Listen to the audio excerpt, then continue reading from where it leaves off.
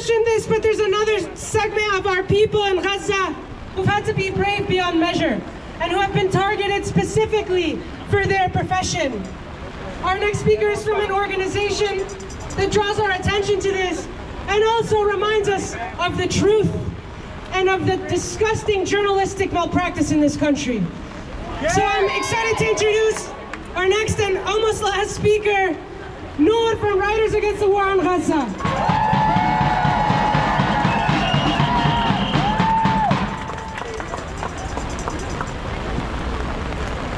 We are here today to honor, among the martyrs, the 165 Palestinian journalists targeted by the Zionist entity over the past 300 days. And we are here to condemn the entity's shameless collaborators in the Western press, who have spent these 300 days regurgitating Hasbara, spreading lies about the resistance, and explaining why the colonizers' crimes are not crimes, even though we know they are war crimes. Shame on them!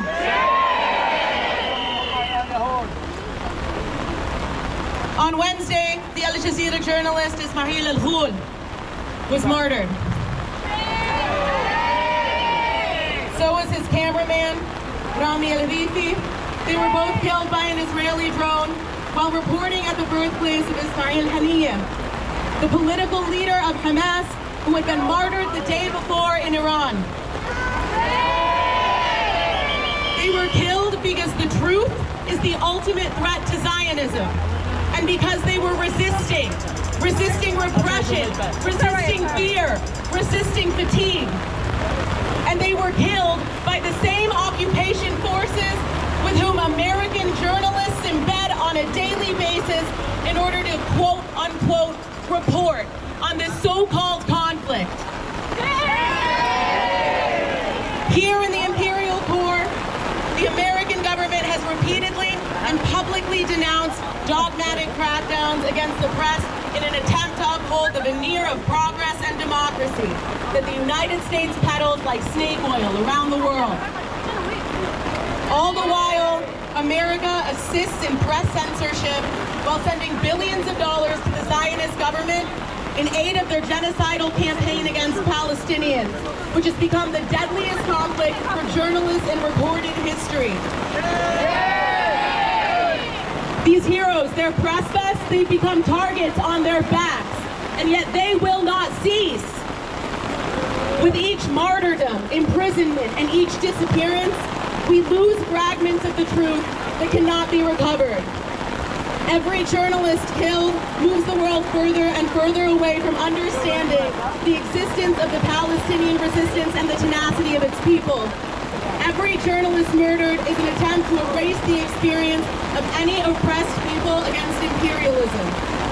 When presented with these first-hand accounts, it often feels like we've seen both too much and not enough. But it is our responsibility to keep listening. It is our responsibility to bear witness.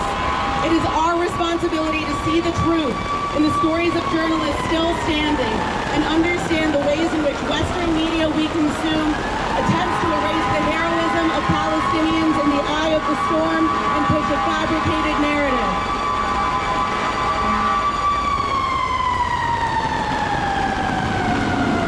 We must know our opponents. Western governments censoring media coverage.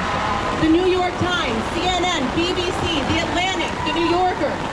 We recognize these imperial stenographers are amongst our greatest adversaries in the cultural arena.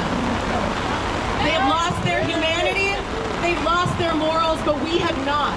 In large part because of what we've been shown by Palestinian journalists, media workers, and individuals who, under the constant barrage of bullets and missiles, still seek to preserve the truth, even when they're gone. We will not have the option to forget them and their people.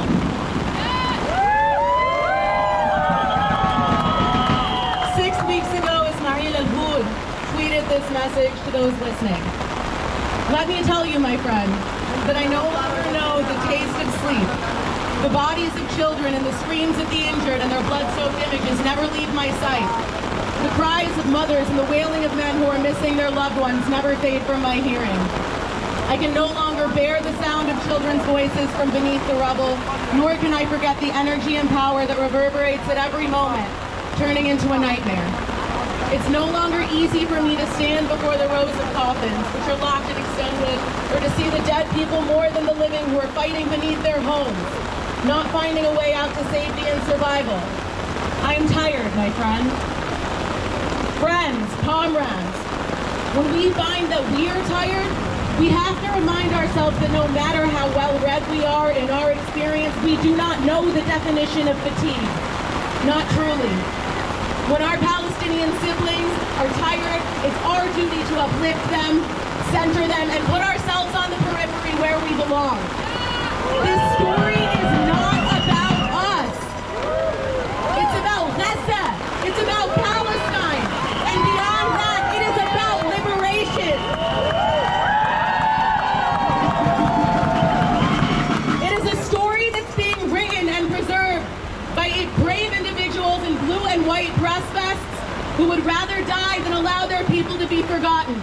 They have shown us time and time again that they will not cower, and no matter how tired they are, they will keep going. The least we can do is do the same for them.